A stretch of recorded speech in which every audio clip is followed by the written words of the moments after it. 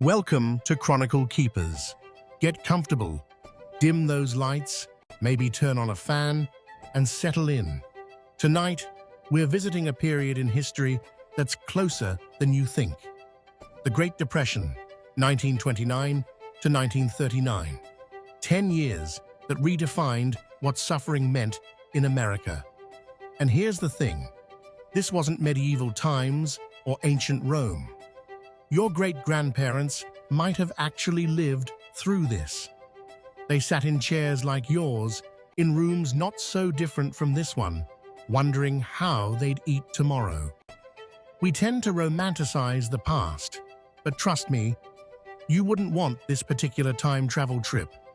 Now, if you end up enjoying this journey through economic collapse and widespread desperation, and honestly, what's not to enjoy, feel free to like and subscribe. No pressure. I'll still be here either way, telling stories into the void. And if your family has Great Depression stories, the kind passed down at dinner tables, maybe about a grandmother who saved every rubber band or a grandfather who never threw away food, I'd love to hear them in the comments. All right, it's October 1932. The Depression has been grinding on for 3 years. You've just lost your job. Let's see if you can make it through the week.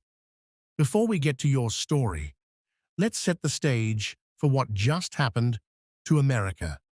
October 29th, 1929, Black Tuesday. The stock market didn't just dip, it fell off a cliff. Billions of dollars in value evaporated in hours. Men who'd been millionaires in the morning were ruined by lunch. Some of them jumped from their office windows rather than face what came next. But here's what most people don't realize. The crash itself wasn't the disaster. It was the first domino. Over the next 3 years, 9,000 banks failed. Read that again. 9,000. Banks were supposed to be safe. They had marble columns and heavy vault doors and men in nice suits who spoke with authority. And they collapsed anyway, taking everyone's savings with them. Your neighbor who'd been carefully depositing money every week for 20 years. Gone. The savings account you'd built up for emergencies might as well be monopoly money. There was no FDIC insurance back then. If your bank went under, you were just done. The contrast is staggering.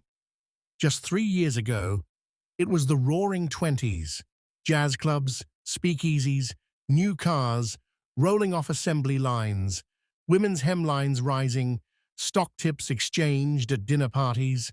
Everyone felt rich, or at least like they were about to be. The party was loud and bright and endless. Then someone turned off the music. By 1932, where we are now, 25% of Americans are unemployed. That's nearly 15 million people, 1 in 4. Look around your street, your apartment building, your family. 1 in 4 of you has no work, no income, no prospects, and no one is immune. Wall Street bankers are standing in bread lines next to factory workers. College-educated accountants are competing with day laborers for jobs digging ditches. It doesn't matter what you were, only what you are now. Desperate. Which brings us to you. You worked in a factory, or maybe an office, a shop, perhaps. Honestly, it doesn't matter anymore. It's a Tuesday afternoon. You're called into the manager's office. You've seen this happen to other people over the past few months. The walk of shame back to the floor.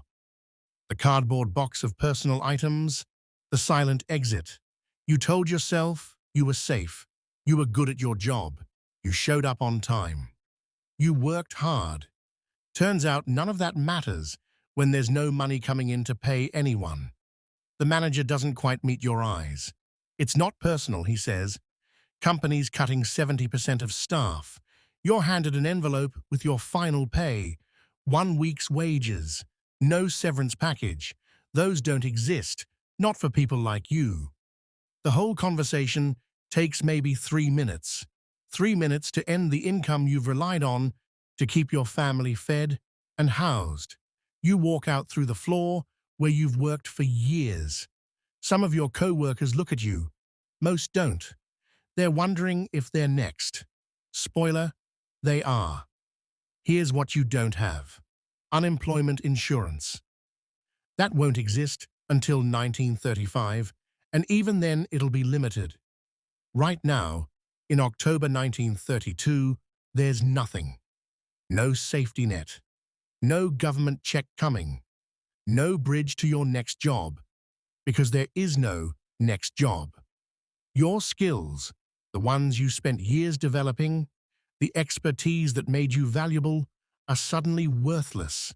There are literally thousands of people with your exact qualifications applying for the same positions. Positions that don't exist. The shame hits you before you even leave the building. You're a provider who can no longer provide. In 1932, that's not just a financial identity, it's your entire identity as a man, as a father, as a husband. The fear comes right behind the shame, cold and sharp and clarifying. You walk home slowly. You're not eager for this conversation. Your wife sees your face when you come through the door at 2 p.m. instead of 6 p.m. She knows immediately. For a moment, neither of you speaks. How bad? She asks. They let almost everyone go. She sits down heavily. You've been married for 8 years. You've seen her worried before, but never like this. Never this flash of panic she's trying desperately to hide. The children, you have 2, ages 5 and 7, sense something's wrong. They're used to Daddy coming home with a smile, maybe a piece of candy in his pocket. Why are you home early? Your daughter asks. Daddy's work had to. They don't need as many people right now. So you'll get a new job, right? Your son says it with complete confidence. In his world, problems have solutions. Adults fix things. You don't know how to explain to a 7-year-old that the entire economy has collapsed, that his father is one of 15 million people competing for jobs that don't exist. We'll figure it out, you say. The lie tastes bitter. That night, after the kids are asleep, you and your wife sit at the kitchen table and do the math. It's simple and brutal. Rent is $30 a month, due in 2 weeks. You have $53 in cash, your final paycheck, plus what you hadn't spent from the previous week. Your bank account had $80 in it, but that bank closed last month. That money is gone.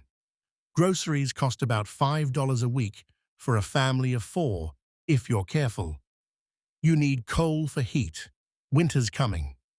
The electric bill, milk for the kids. You scratch out numbers on the back of an envelope. Cross them out. Try again. No matter how you calculate it, you have maybe 3 weeks before you can't pay rent. 5 weeks before the money runs out entirely. There are no credit cards to fall back on. No home equity line. No easy loans. Banks aren't lending to anyone, let alone unemployed factory workers. The weight of it settles on your chest like something physical. This isn't a temporary setback. This could destroy everything. Your home, your family's security, your children's futures. Your wife is trying not to cry. You're trying to project confidence you absolutely don't feel. People need workers, you say. I'll find something. You both know you're lying. The thing is, you're not alone in this nightmare. You're sharing it with most of your neighbors. The Johnstons next door? He lost his job at the plant last week. The Kowalskis upstairs? Their grocery store is barely hanging on. No one has money to buy anything beyond the absolute basics. Local businesses are closing in waves. The barber shop that's been on the corner for 20 years just shuttered. The owner stands outside sometimes, just staring at the dark windows. He doesn't know what else to do. Cutting hair is all he's ever known. The factory that laid you off? It won't reopen. 2 months from now, the building will be empty, windows broken, equipment sold for scrap. Entire communities are collapsing together, economically drowning in unison. There's a bitter solidarity in it. Everyone's suffering, so at least you're not alone. But it also means there's nowhere to turn locally. No thriving neighbor who can spot you some cash. No business owner who's hiring. Everyone is tightening, cutting, surviving. The help that might come from a strong community in normal times, it's not there. Everyone's drowning. Drowning people can't save each other. You've always been self-sufficient. Your father taught you, work hard, provide for your family, don't take handouts. Bootstrap mentality, American independence. That ideology is about to crash headfirst into desperate reality. Pride says, you handle this yourself. You find work. You provide. You don't beg. But your 5-year-old daughter needs to eat. Your son needs shoes. His are wearing through. How long before pride gives way to necessity? How long before you're willing to do anything for your family's survival? You don't know yet, but you're about to find out. Because tomorrow, you start looking for work. Any work. And you're competing with thousands of others who are just as desperate, just as skilled, and just as willing to accept whatever scraps might be available. If there are any scraps at all. The alarm clock rattles at 4 a.m. You don't need it. You've been awake since 3, staring at the ceiling, running through addresses of factories and warehouses in your head. The early start isn't optional. If there's even a rumor of work somewhere, hundreds of men will be lined up by dawn. You need to be first, or at least in the first 100. After that, they stop looking at applications. You put on your good clothes, the suit you used to wear to church and special occasions. You've worn it every day for 3 weeks now. The cuffs are fraying. There's a stain on the knee from kneeling in the street when you got dizzy from hunger 2 days ago, but it's still a suit, and appearances matter. Employers can afford to be picky. Your wife is already up, though you told her to sleep. She hands you a jar of water. There's no breakfast. You tell her you're not hungry. She doesn't argue. You're both getting good at these small lies. The Hendersons heard the cannery might be hiring, she says quietly. You nod. The Hendersons heard that 3 days ago. You already walked the 8 miles to the cannery. There were 400 men there. They weren't hiring. But you'll probably go back today anyway, just in case. You can't afford gas, so you walk. The streetcar is 5 cents each way. That's 10 cents you can't spare. 10 cents is 2 cans of beans. So you walk. Your shoes are wearing through. You've put cardboard in the soles, but you can still feel every pebble. By noon, you'll feel every step. The sun isn't up yet when you reach the factory district. There are already men gathered at the gates. 20, maybe 30. More arrive every few minutes, materializing out of the pre-dawn darkness like ghosts. No one speaks much. What is there to say? Every factory has the same sign. No help wanted. The signs are everywhere, in windows, on gates, chalked on walls. 2 words that might as well read, abandon hope. But you stop at every single one anyway. You knock, you ask. Maybe the sign is old. Maybe they just hired someone who didn't work out. Maybe. The answer is always no. Around 8 a.m., word spreads through the crowd of job seekers, like electricity. The Morrison plant, 2 miles east, is hiring a foreman. 1 position, 1. You start walking fast. Others are running.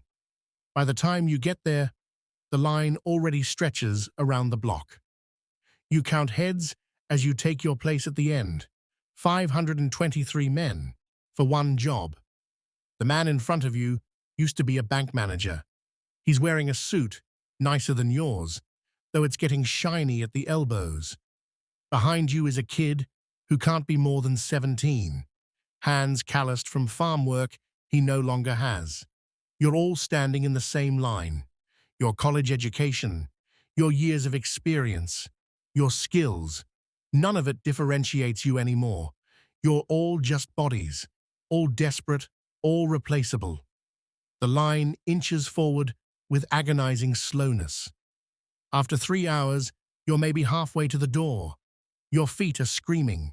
The cardboard in your left shoe has bunched up under your toes. You don't dare leave the line to fix it. Around noon, a man comes out. "Position's been filled," he announces. "You can all go home." Filled. They probably selected someone in the first 20 people. The rest of you, 500 men, have wasted half a day standing in line for nothing. No one moves at first. Then slowly, the line dissolves. Men shuffle away, shoulders slumped. The kid behind you looks like he might cry. You don't go home. You can't face your wife at 1 p.m. with nothing. So, you keep walking. The employers know they have all the power, and some of them relish it. At the textile plant, the hiring manager looks you up and down. "How old are you?" 41. He shakes his head. "Too old. We need men who can keep up." "Too old." At 41. The man who had your job at the factory was 56. At the warehouse, they want someone with truck driving experience. You don't have it. At the dock, they want someone younger. At the shop, they've already got 300 applications for a stock boy position. The rejection becomes a rhythm. Walk, wait, ask. Rejected. Walk, wait, ask, rejected. You're averaging 15 to 20 miles a day. Your legs ache. Your feet are blistering. You've lost weight you couldn't afford to lose. Your belt is cinched 2 notches tighter than it was a month ago. Every evening, you come home empty-handed. Your wife asks, "Anything?" You shake your head. Your kids watch you with wide, worried eyes they're too young to have. Day after day after day. On Thursday, you get lucky. A foreman at a construction site needs someone to haul bricks for the day.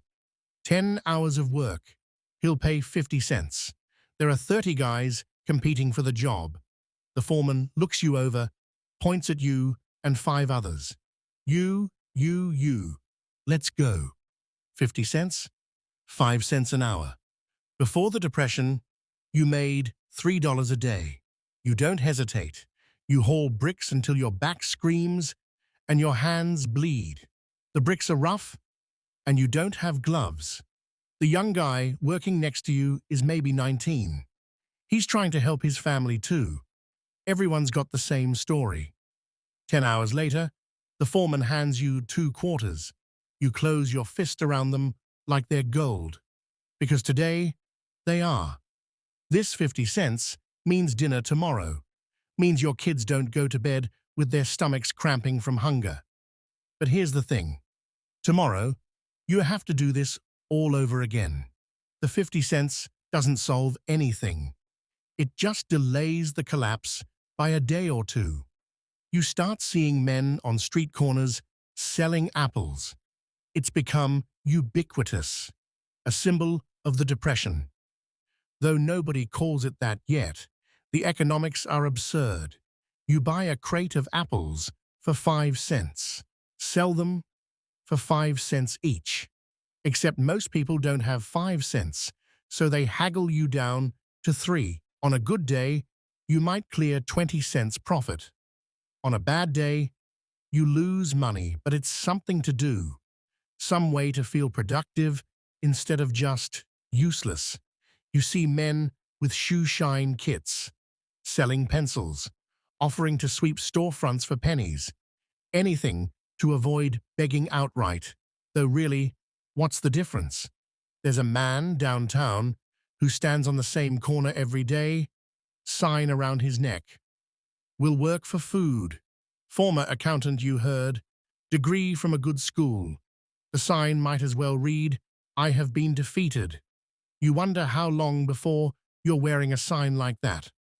On Friday, you do something you swore you'd never do. You stand in a bread line. The line is organized by a church charity. It stretches 3 blocks. You take your place at the end, and you understand instantly why men look at the ground. The shame is physical. It crawls over your skin, sits in your throat. You're wearing your best suit, threadbare as it is, because you need to maintain some dignity. Some evidence that you're not a bum, not a freeloader, just a man who's hit hard times, temporary times. Except everyone in this line is wearing their best clothes for the same reason, and the collective self-deception is almost harder to bear than the hunger. You wait for 2.5 hours. The line shuffles forward. Nobody speaks. Nobody makes eye contact. You're all pretending the others don't exist. Because acknowledging them means acknowledging yourself. Former store owners, former salesmen, former machinists, all of you equally humiliated, all of you equally desperate. When you finally reach the front, a woman ladles watery soup into a tin cup. Another woman hands you a chunk of bread. The soup is thin, more water than vegetables, but it's hot, and it's food. You eat it standing right there, too hungry to wait. It's the first meal you've had in 2 days. You gave your portions to your kids. The bread is stale, but you chew it slowly, trying to make it last. Then you get back in line. Because they'll give you a second serving if you wait again, and you can bring that home to your family. 3 more hours standing. For a cup of soup and a piece of bread. You're losing weight. Your clothes hang loose. There's a hollow feeling in your stomach that never quite goes away, even after the breadline soup. The fatigue is constant now, not just tired, a bone-deep exhaustion that sleep doesn't fix, probably because you're not really sleeping. You lie awake, calculating, worrying, despairing. Depression. Not the economic kind, the other kind. The kind that makes getting out of bed feel impossible. The kind that whispers dark suggestions in the quiet hours. The suicide rate has soared. You know 3 men in your neighborhood who've killed themselves since the crash. 1 jumped from a building. 1 hung himself in his garage. 1 walked into the river with his pockets full of stones. You understand the impulse in a way you never did before. The crushing weight of failure, of uselessness, of being unable to provide for the people depending on you. Some men decide their families would be better off with the life insurance money than with a mouth to feed who brings in no income. You haven't reached that point. Not yet. But you understand how men do. Week 1, you were optimistic. Something would come up. Your skills had value. Someone would need you. Week 2, you lowered your standards. Okay, maybe not in your field. Maybe something else. Anything related. Week 3, where you are now, you'll take literally anything. Cleaning toilets, shoveling manure. You don't care. You just need money. But here's the grinding, soul-crushing realization. There is nothing. It's not that you're not trying hard enough. It's not that you're too picky. There are simply no jobs. The entire economy has collapsed. Nobody's hiring because nobody has money to pay workers, because nobody's buying anything, because nobody has money. It's a death spiral, and you're caught in it. Your $53 is gone. The 50 cents from hauling bricks bought food that's already eaten. Rent was due 3 days ago. Your landlord has been patient. His previous tenants left in the night owing 2 months, but his patience has limits. You're out of time, out of money, out of options, and tomorrow you have to wake up and face your family again, knowing you've failed them. You see it from halfway down the block. A white paper on your door, your steps slow. You know what it is before you're close enough to read it. Your stomach drops. Tenant has failed to pay rent for 2 months. Payment in full required within 7 days or vacate premises. It's posted right on the front door, not slipped under, not handed to you privately, posted where every neighbor walking by can see it. And they have seen it. Mrs. Chen from upstairs glances at you, then away quickly. The Kowalski kids stare until their mother pulls them inside. Everyone knows now. Everyone knows you've failed. Your hand shakes as you pull the notice down. But the damage is done. The shame is a living thing, crawling over your skin. Inside, your wife is sitting at the kitchen table. She's already seen it. Her eyes are red. 1 week, she says. It's not a question. 1 week. Your daughter, picking up on the tension, asks what's wrong. Your wife tells her nothing. Everything's fine. Go play with your brother. But your daughter is 7. She's not stupid. She's seen the worry on your faces for weeks. She's felt the hunger in her belly. She knows everything is not fine. That night, your wife cries into her pillow, trying to be quiet so the kids don't hear. You lie next to her, staring at the ceiling, and wonder where you'll be sleeping a week from now. The utilities go next. The electricity is shut off on Tuesday. You're 3 months behind on the bill. The apartment goes dark at 4 p.m. when the sun sets. You light candles, the cheap tallow kind that smoke and smell like fat. The kids think it's an adventure for about 10 minutes. Then they realize it means no lights to read by, no radio to listen to, just darkness and silence. 2 days later, the gas is shut off. Now you can't cook. No heat either, and it's October. November's coming, then winter. Your wife rigs up a cooking system in the backyard, a few bricks and some scrap wood. She boils potatoes over an open fire like your pioneers, except pioneers had hope of something better ahead. The telephone, you were lucky enough to have one, was disconnected last month. Not that it matters. Who would you call? Everyone you know is drowning too. You're living in the 20th century with 19th century conditions. The modern world is shutting off around you, one utility at a time. The furniture starts disappearing. First, the nice pieces, the ones with resale value.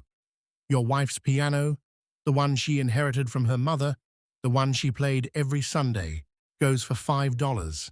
$5 for an instrument worth 50 times that. But nobody has 50 times that. You take the $5, her face when the men haul it away. You'll never forget that. It's not about the piano. It's about what it represents. Her childhood, her mother, the life she thought she'd have. The good chairs go next. The rug. The china cabinet your grandmother gave you as a wedding present. You pawn your wedding rings. Both of them. The pawnbroker offers you $3 for both. Highway robbery, but you need the money. You tell yourself you'll get them back when things improve. You won't. Your father's pocket watch, the one he carried through the Spanish-American War, the one he gave you on his deathbed, sells for 75 cents. You spend it on milk for the kids. The apartment echoes now. There's a bed, a table, 2 chairs. That's it. Every empty space is a monument to your failure. Your son asks where the piano went. Your wife tells him they're keeping it safe at a warehouse until you move to a bigger place. Another lie you're all getting too good at telling. Let's talk about what you're eating, or rather, what you're not. You've gone from 3 meals a day to one, sometimes less. Breakfast doesn't exist anymore. Lunch is whatever you can scavenge while you're out looking for work. An apple from a bread line, a piece of bread if you're lucky. Dinner is potatoes, boiled potatoes, every night. Sometimes there's an onion to add flavor, sometimes salt if you haven't run out. When you do run out of potatoes, there's water soup. Literally hot water with salt and maybe some wilted greens your wife found growing in an alley. It's not food, it's the idea of food. But it's hot, and it fills your stomach for an hour or two. Lard sandwiches, bread, stale bread, day-old bread from the charity, spread with grease. The lard provides calories, which is the only reason it counts as a meal. Your wife makes dandelion salad from weeds in the park. She sends the kids to look for edible plants, teaching them which ones won't poison them. You find yourself looking through garbage bins behind restaurants. You're not alone. There are always others there, picking through discarded vegetables, moldy bread, anything salvageable. The restaurant owners know. Sometimes they throw the scraps in cleaner bags and leave them by the door. Small mercies. Your son goes to school hungry every day. His teacher, Miss Williams, notices. She starts bringing extra in her lunch and discovering she's too full to finish. Your son comes home and mentions how nice Miss Williams is, always sharing her sandwich. The gratitude you feel toward this underpaid teacher sharing her own meager lunch nearly breaks you. You make sure your children eat before you do. Whatever there is, they get it first. Your wife does the same. Some nights, there's nothing left for the adults. You drink water and tell yourself you're not that hungry anyway. You're losing weight fast. Your pants won't stay up. Your shirts hang like they're on a scarecrow. Your kids are losing weight too. And that's what really terrifies you. Children shouldn't look gaunt. Your daughter needs shoes. It's late October, getting cold, and her shoes are so worn through that she might as well be barefoot. You have no money for shoes, not even cheap ones. Your wife cuts cardboard to fit the soles, but it gets wet and falls apart. She cuts more cardboard. Repeat daily. Your son has outgrown his shoes. His toes are cramped, curling under. He's walking on the sides of his feet to avoid the pain. He's 8 years old and walking like an old man. You're wearing the same suit every day, the same shirt, the same threadbare socks with holes at the heels. Your wife washes clothes by hand in cold water. You can't afford to heat it, and the gas is off anyway. No soap. She uses lye sometimes, or just water and scrubbing. The clothes are falling apart, patches on patches. Your daughter's dress has been mended so many times, it's more thread than original fabric. Winter is coming. Your daughter needs a coat. Her old one is 2 sizes too small and missing buttons. You have no solution. You just have no solution. The terror of that, knowing your child will be cold and being powerless to prevent it, is indescribable. Your marriage is cracking. Not dramatically. There are no screaming fights. You can't afford the energy for that. It's quieter, colder. Your wife doesn't say she resents you, but you feel it. The way she looks at you when you come home empty-handed again. The way she turns away in bed. You feel like a failure. You are a failure. You can't provide. You can't protect. You can't fix this. In 1932, a man's worth is tied to his ability to support his family. By that measure, you're worthless. Intimacy dies. Not just physical, though that's gone too, killed by exhaustion and hunger and stress, but emotional intimacy. You used to talk about your days, your dreams. Now you just coexist. Two people managing a crisis.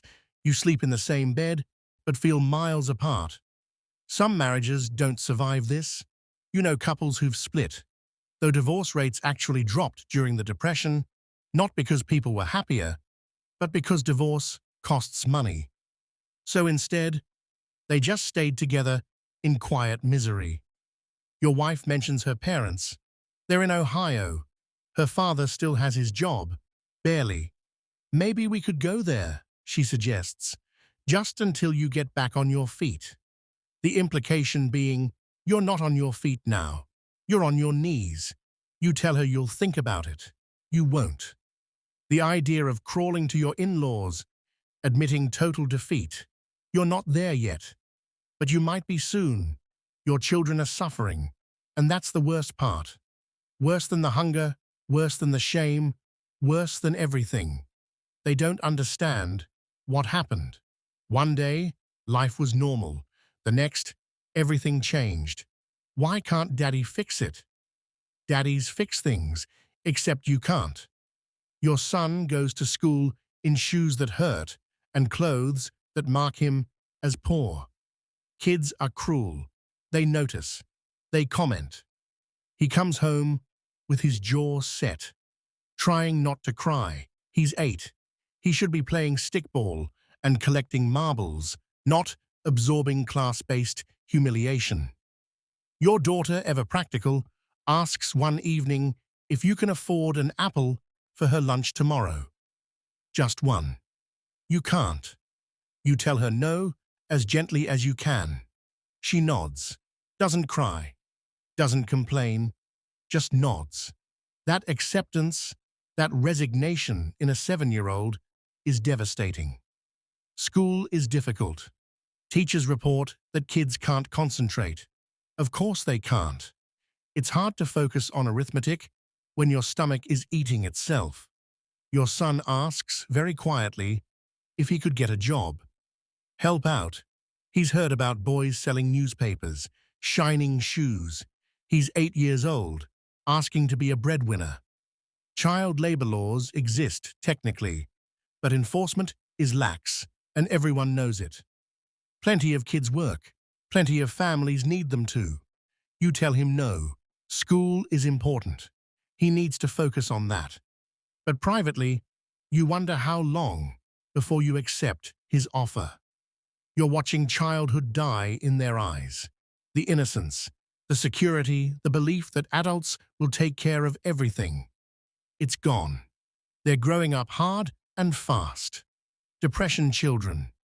A generation forged in scarcity. Your wife is sick. It's been coming on for weeks. Fatigue, weakness, dizziness, malnutrition.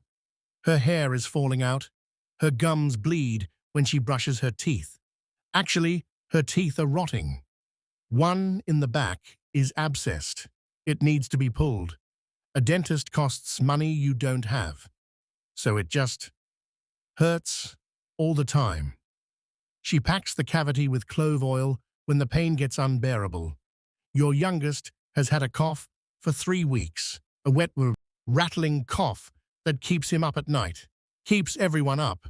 It might be bronchitis, might be pneumonia, might be tuberculosis. TB is spreading through the tenements like wildfire. He needs to see a doctor. You can't afford a doctor, so you wait and hope it's not serious. Hope his young body can fight it off. Hope he doesn't get worse. Common colds become life-threatening when you're malnourished and can't afford care. People die from treatable illnesses all the time now. You know a family down the street who lost their daughter to a fever. Simple fever. Could have been treated with rest and medicine and proper food. They couldn't afford any of those things. She was 6. The fear that this could happen to your children sits in your chest like a stone. It's Sunday. The eviction deadline is tomorrow. You don't have the rent money. You don't have any money. You've sold everything sellable. You've begged, borrowed, and humiliated yourself in every way you can imagine. And you're still $60 short. Tomorrow, the landlord will come. The sheriff will come if necessary. Your belongings, what's left of them, will be put on the street. Your family will have nowhere to go. The terror of that is almost paralyzing. You've been poor before, but never homeless, never living on the streets with children. Your wife brings up her parents again. You could take a train to Ohio. Maybe her father could help you find work there.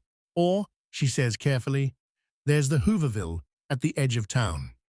Hooverville, the shanty town made of scrap wood and cardboard and tar paper, named bitterly after President Hoover, whose promises of prosperity now sound like cruel jokes.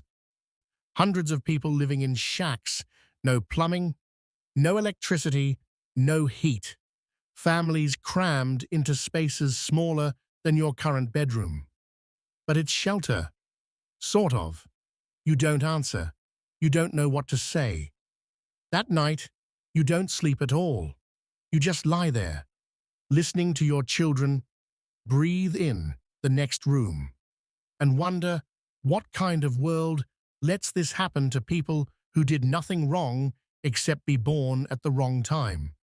Tomorrow, the eviction comes, and after that, you'll find out just how much further you can fall. The sheriff arrives at 9 a.m., punctual. He's not cruel about it. He's done this 100 times. It's just a job to him. He hands you the paperwork, gives you 30 minutes to clear out, 30 minutes to pack up a life. Your wife is already crying. Your daughter clings to her skirt. Your son, trying to be brave, asks where you're going. You don't have an answer. You carry what you can. Some clothes, a blanket, a cooking pot. Your wife grabs a photograph of her parents. Your son wants to bring his toy truck, the last toy he has, but you need the space for necessities.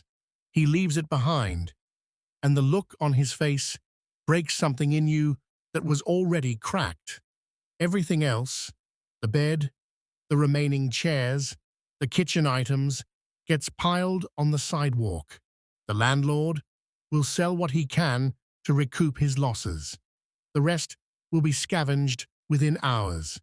Your neighbors watch from windows. Some look sympathetic. Others look relieved. Relieved it's you and not them. Not yet, anyway. Mrs. Chen brings out a paper bag with some bread in it. She doesn't say anything, just hands it to your wife and goes back in Seoul. It's a kindness you can barely acknowledge without falling apart. You walk away from the building you called home, carrying everything you own in 2 battered suitcases and a bundle of blankets. Your children trail behind you like refugees, because that's what you are now. Refugees in your own country. Where do you go? Your first thought is family. But your brother lost his job 6 months ago. Your wife's sister has 5 kids in a 2-room apartment. Your parents are already taking in your cousin's family. Everyone is drowning. No one has room for 4 more bodies. Friends? The Hendersons are barely hanging on themselves. The Kowalskis were evicted last month. You don't know where they ended up. You try a homeless shelter run by a church. The line to get in stretches around the block. A tired volunteer tells you they're at triple capacity. Families with children get priority, but even then there's no room. Come back tomorrow. Maybe. You come back tomorrow. And the next day. The answer is always the same. No room. Churches are overwhelmed. Charitable organizations are out of resources. The need is too great, the money too scarce. On the 3rd night, you sleep under a bridge. Under a bridge. With your wife and 2 children. You spread out the blankets on the cold ground. Your wife positions herself between the children and the open air, trying to shield them from the November wind. You don't sleep, you stay alert, watching the dark, listening to every sound. There are other people under this bridge. Some are harmless, some aren't. Your daughter whimpers in her sleep. Your wife holds her tighter. This is what you've been reduced to. This is what America has become. On the fourth day, someone tells you about the Hooverville on the edge of town. Hooverville, named with bitter irony after President Herbert Hoover, who promised prosperity and delivered catastrophe. There are Hoovervilles in every major city now. Shanty towns, tent cities, settlements of the dispossessed. You walk 3 miles to the outskirts of town, following directions from a man who's already living there. You smell it before you see it. The Hooverville sprawls across a vacant lot near the rail yard. Hundreds of structures, you can't call them homes, made from scrap wood, cardboard, tar paper, corrugated tin. Anything that might provide shelter. Smoke rises from barrel fires. Laundry hangs on ropes strung between shacks. Children, dirty, thin children, run between the structures. Your wife stops walking. "We can't," she whispers. "But you can, because what's the alternative?" You enter the maze of makeshift shelters. The paths between them are mud and garbage. There's no sanitation system. The smell of human waste is overwhelming. People stare as you walk past. Not hostile, exactly, just assessing, wondering if you're competition for resources or potential allies. An older man approaches. He introduces himself as Frank, says he's the mayor of this section. Informal leadership, he explains. Someone has to organize things. He shows you an empty spot, about 6 feet by 8 feet, between 2 other shacks. "It's yours if you want it," he says. "You want to refuse. You want to keep looking for something better. But there is nothing better. You take it." Building a shelter is, well, calling it building is generous. You scavenge materials. Wooden pallets from behind warehouses, flattened cardboard boxes from the dump, a sheet of rusted tin someone else discarded, tar paper with holes in it. Your son helps you prop up the pallets to form walls. Your wife stuffs the gaps with newspaper and cardboard. The roof is tin and tar paper, held down with rocks. It'll leak when it rains. You know this, but it's better than nothing.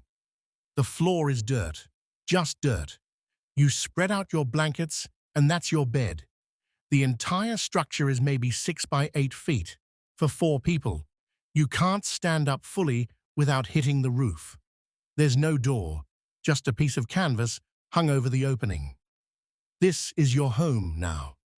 Your daughter asks when you're going back to the apartment. Your wife tells her this is just temporary, just until Daddy finds work. You've stopped correcting these lies. There's no privacy, no dignity. You can hear everything from the neighboring shacks, arguments, crying, sickness. They can hear everything from yours. If you're lucky, you'll find a barrel to convert into a stove. Burn scrap wood for heat. Winter is coming, and these walls won't keep out the cold. You lie down that first night in your shack, your family huddled together for warmth, and you understand viscerally that you've reached bottom. Except you haven't. You can always go lower. Life in the Hooverville has a rhythm, a grim, desperate rhythm. You wake before dawn and join the stream of men leaving to look for work. Day labor, odd jobs, anything. Most come back empty-handed. Your wife stays behind with the children. She's terrified to leave them alone, and she's right to be. Women and children are vulnerable here. There are good people in the Hooverville, but there are also desperate people, dangerous people. She joins the communal efforts, such as they are. Some women have organized a shared cooking area. Everyone contributes what they can. Today, that's a watery stew made from donations, some wilted vegetables, a bit of fat, water, lots of water. The children play in the mud between shacks. Your son has made friends with other Hooverville kids. They've formed a tribe of sorts, scavenging together, watching out for each other. Your daughter stays close to her mother. She's too young to understand this, too scared to venture far. There are rules in the Hooverville. Frank, the mayor, enforces them with help from other men. No stealing from your neighbors. Everyone here has nothing. Don't take the nothing they have, then contribute to communal needs when you can. Watch out for children. But rules only go so far when everyone is starving and desperate. Fights break out, usually over food or accusations of theft. You witnessed one yesterday. Two men beating each other bloody over a blanket. No one intervened. Everyone just watched, exhausted. There's a hierarchy even here. Families are generally left alone. Single men are at the bottom. No one to watch their backs, nothing to lose. And always, always the fear. Fear of sickness, fear of violence, fear that this is permanent. Let's talk about what you're eating now. You scavenge in the city dump. You and dozens of other men, picking through garbage for anything edible. You're competing with rats, large, bold rats that don't run when you approach.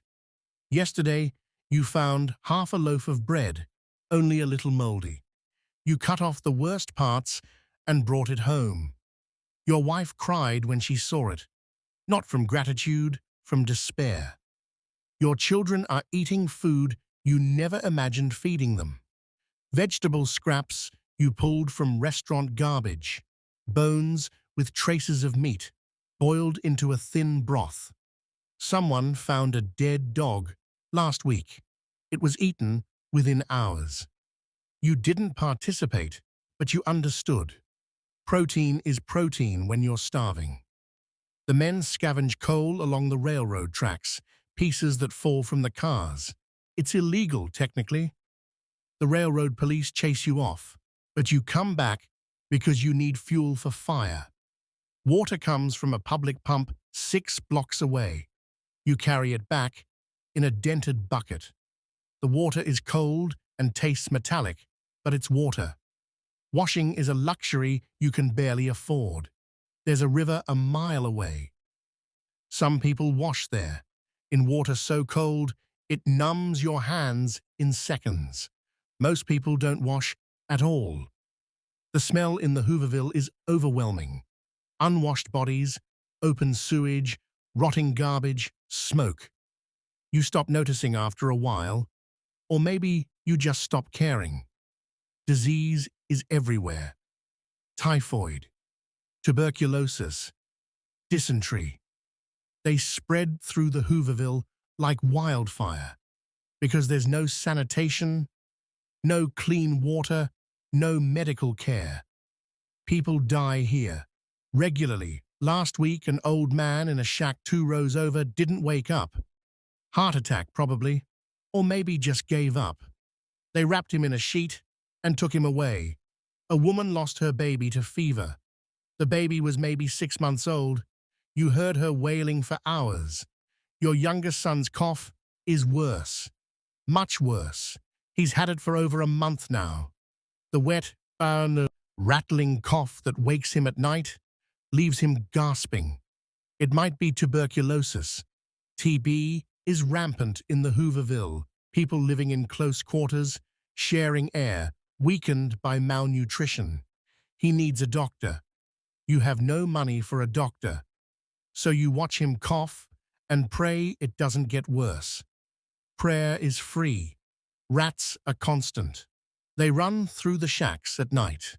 You've woken to find them inches from your children's faces. Lice are universal. Everyone has them. You've given up trying to fight it. Your daughter has sores on her legs, infected insect bites maybe. They're not healing because she's malnourished and there's no way to keep them clean. Winter is coming. The cold will kill people. Hypothermia, pneumonia, freezing to death in inadequate shelters. You're terrified one of your children will die here. Terrified you won't be able to stop it. The police raid the Hooverville on a Tuesday morning. You're out looking for work, but your wife tells you about it when you return. Trucks arrived with officers and city officials.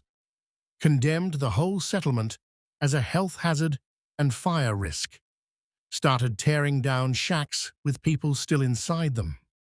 They gave residents 10 minutes to grab belongings, then bulldozed everything. Your section wasn't hit this time, but others weren't so lucky. 50 families, homeless again, forced to scatter, find new places, rebuild. The authorities don't see you as people needing help. They see you as a problem, an eyesore, a blight on the city. Vagrancy laws are enforced selectively. Sometimes police arrest men for trespassing, for existing in public spaces with nowhere else to go. You've heard of Hoovervilles that were completely destroyed. Everyone's scattered. Then, weeks later, people drift back to the same spot and rebuild. The cities bulldoze them again. A cycle of destruction. No permanent place. No security. Just constant displacement and the exhausting need to start over. Frank, the mayor, says there's talk of another raid next week. Might need to move. Where, you ask? He shrugs. Somewhere else.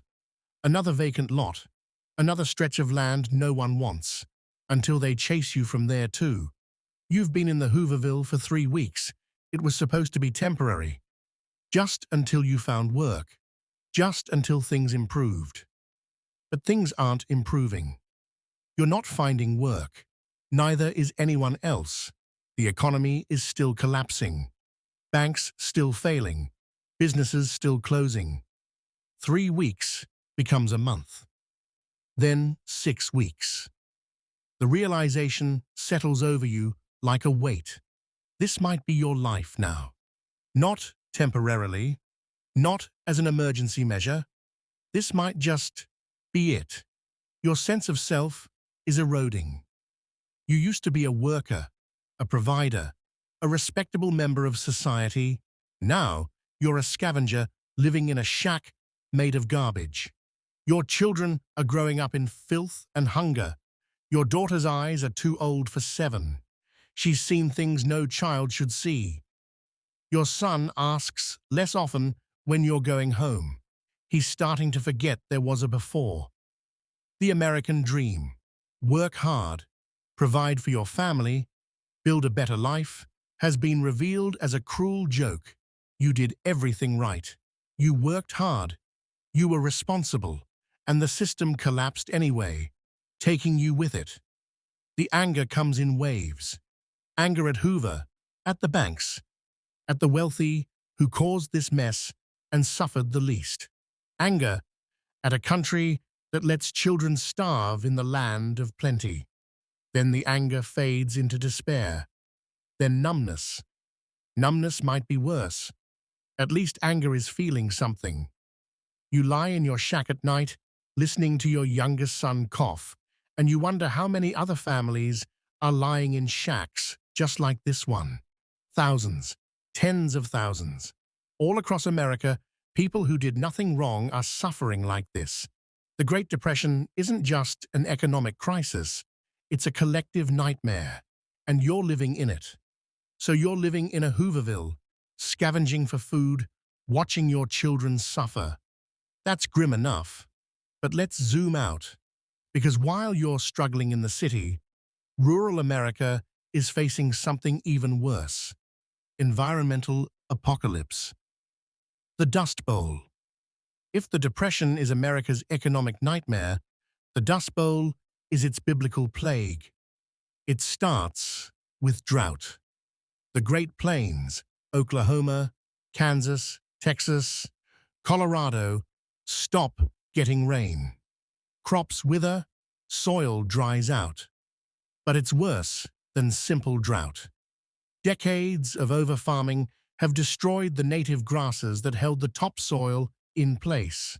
Farmers plowed up millions of acres for wheat during the boom times, tearing out the deep-rooted prairie grass. Now there's nothing holding the earth down. The wind picks up the topsoil and carries it away, not in small amounts, in massive, roiling clouds that darken the sky. Dust storms, black blizzards. Imagine looking out your window and seeing a wall of dust, 1,000 feet high, rolling toward you. The sky turns black in the middle of the day. The dust is so thick you can't see your hand in front of your face. It gets into everything. You seal the windows with wet rags, stuff towels under the doors. Doesn't matter. The dust finds its way in. You taste it, breathe it, feel it grinding between your teeth. You wake up in the morning and there's a layer of dirt on your bed, on your dinner table, in your cooking pots. Farmers watch their topsoil, the land their families worked for generations, literally blow away. Crops are buried or torn out of the ground. Livestock suffocate, their lungs clogged with dust. Children develop dust pneumonia. Their lungs fill with fine particles. They cough and wheeze and struggle to breathe. Some of them die. You work the land, rely on the land, pray to the land for your survival. And the land betrays you. The banks don't care about dust storms. They care about mortgage payments. Farm foreclosures sweep through rural America like the dust storms themselves. Thousands of farms seized. Families who've worked the same land for generations get eviction notices. Sheriffs show up to conduct foreclosure auctions. Everything sold. The land, the equipment, the livestock. Sometimes, and this is one of the few bright spots in this whole mess, neighbors band together. They show up to the auction and collectively agree not to bid. Or they bid absurdly low amounts, a nickel for a tractor, a dime for 40 acres. The farm sells for next to nothing, and the neighbors give it back to the original owner. Acts of quiet resistance. Community solidarity. But sometimes not. Sometimes the land goes to the bank or to a corporation, and the family that worked it is simply erased. Farmers are killing themselves, shotguns in barns, rope in haylofts, men who can't face losing the land, can't face being unable to provide. Rural desperation looks different from urban, but it's equally devastating. Maybe worse, because farmers don't even have a Hooverville to go to. They have to leave entirely, so they pack everything they own onto trucks, everything that hasn't been foreclosed, and they head west. Route 66, the Mother Road. It becomes the highway of desperation, choked with families fleeing the Dust Bowl. Okies, they're called, mostly from Oklahoma, but really from all over the Great Plains. Doesn't matter. If you're a Dust Bowl refugee, you're an Okie. California is the promised land. They've heard there's work there. Fruit picking, farm labor. The propaganda posters promise opportunity. It's a lie. Or at best, a cruel exaggeration. The migrants arrive in California by the thousands, and there isn't enough work, not even close. Labor contractors exploit them viciously, pennies per pound of picked fruit. Entire families working sunup to sundown, earning maybe $1 between them. Labor camps spring up. Tent cities like the Hoovervilles, but in agricultural areas. Squalid, disease-ridden, desperate. And the locals hate the migrants. No Okies signs appear in store windows. Restaurants, businesses, entire towns trying to keep the refugees out. You fled an environmental disaster, lost everything, traveled 1,000 miles seeking survival, and you're treated like vermin. John Steinbeck will write, The Grapes of Wrath, about this in 1939. It's not fiction, it's documentation. Back in the cities, the banks are collapsing in waves. 9,000 banks have failed since 1929. Let's talk about what that looks like. A bank run starts with rumor. Someone hears the bank is in trouble. They rush to withdraw their savings. Others see the crowd and panic. Soon, there are hundreds of people storming the bank, demanding their money. Here's the thing about banks. They don't keep everyone's money in the vault. They invest it, loan it out. That's how banking works.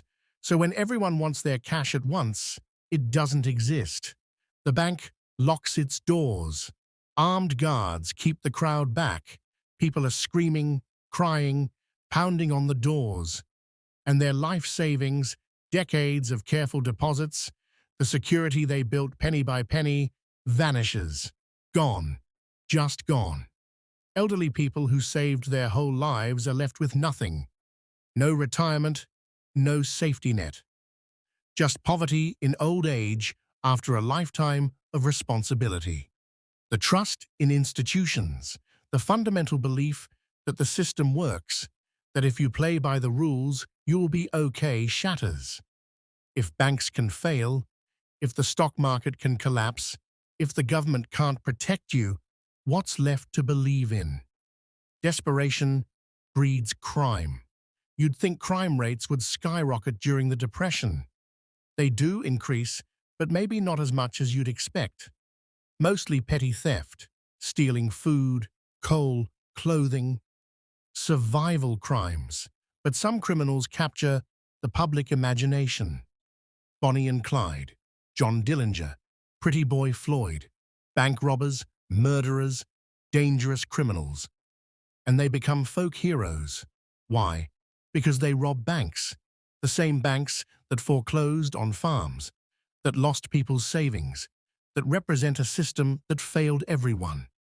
There's a bitter satisfaction in watching banks get robbed. Even if intellectually people know it's wrong, emotionally it feels like justice. The Lindbergh kidnapping in 1932, the aviator Charles Lindbergh's baby son, stolen and murdered, horrifies the nation. It shows how far some people will go for money. And everywhere, hobos, transient workers riding the rails illegally, hopping freight trains to move from town to town looking for work. Thousands of them, maybe millions. An entire shadow population of wandering, desperate men. Some are young, some are old. All are looking for something that doesn't exist. Politically, the nation is fracturing. Protests, marches, riots. People are angry, and anger is spilling into the streets. In 1932, the Bonus Army marches on Washington, D.C. These are World War I veterans, men who served their country, demanding early payment of bonuses promised to them. They're desperate, they're hungry. They set up camps in the Capitol. President Hoover orders them cleared out. General Douglas MacArthur leads the operation. He uses tanks, tear gas, cavalry against American veterans on American soil. The images are devastating. The government attacking its own veterans for asking for help. Communist and socialist parties gain traction. People are questioning capitalism itself. If the free market leads to this, mass starvation, homelessness, collapse, maybe there's a better system. Radical voices emerge. Huey Long, the Louisiana senator, proposes share our wealth, essentially redistributing money from the rich. Father Coughlin, a radio priest, preaches against capitalism and banks to millions of listeners. There's genuine fear of revolution, of America abandoning democracy for something else. The system is being tested like never before. In 1933, the 21st Amendment repeals prohibition. Alcohol is legal again after 13 years. Partially, It's about freedom. But mostly, it's about money. The government desperately needs tax revenue. Alcohol taxes can provide that. Speakeasies become legal bars overnight. Organized crime loses a major revenue stream. Bootlegging made the mafia rich. People can drown their sorrows legally now, and plenty do. Alcoholism rates climb. When reality is this grim, oblivion has appeal. But not everyone drinks away the depression. Many escape through entertainment. Movies remain popular. A nickel or dime for a ticket. Expensive when you're broke, but cheaper than most vices. The films are pure escapism. Shirley Temple, singing and dancing. Musicals with elaborate production numbers. Gangster films where criminals live large. Nobody wants to watch movies about the depression. They're living it. Radio is even better because it's free. Families gather around the radio in the evening, one of the few entertainments left. Comedy shows, dramas, music programs, and sports broadcasts.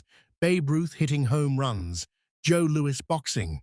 It provides distraction, something to talk about besides hunger and fear. President Roosevelt's fireside chats begin in 1933. His voice coming through the radio, calm and reassuring, telling people the government is working on solutions. It helps, not materially, but psychologically.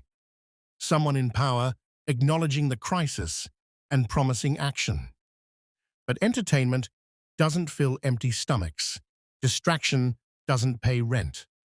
Speaking of government action, let's talk about the response to all this suffering. Initially, under Hoover, the response is inadequate. Hoover believes in limited government, in rugged individualism, in the free market correcting itself. He offers rhetoric. Prosperity is just around the corner. It isn't. In 1932, Franklin Delano Roosevelt wins the presidency in a landslide. People are desperate for change, for someone who'll actually do something. FDR delivers the New Deal, an alphabet soup of government agencies and programs. The CCC, Civilian Conservation Corps, puts young men to work on conservation projects. The WPA, Works Progress Administration, funds public works, roads, bridges, dams, public buildings. The TVA, Tennessee Valley Authority, brings electricity to rural areas. Social Security is established in 1935, a safety net for the elderly and disabled. Labor protections, minimum wage, maximum hours, the right to unionize. It's revolutionary.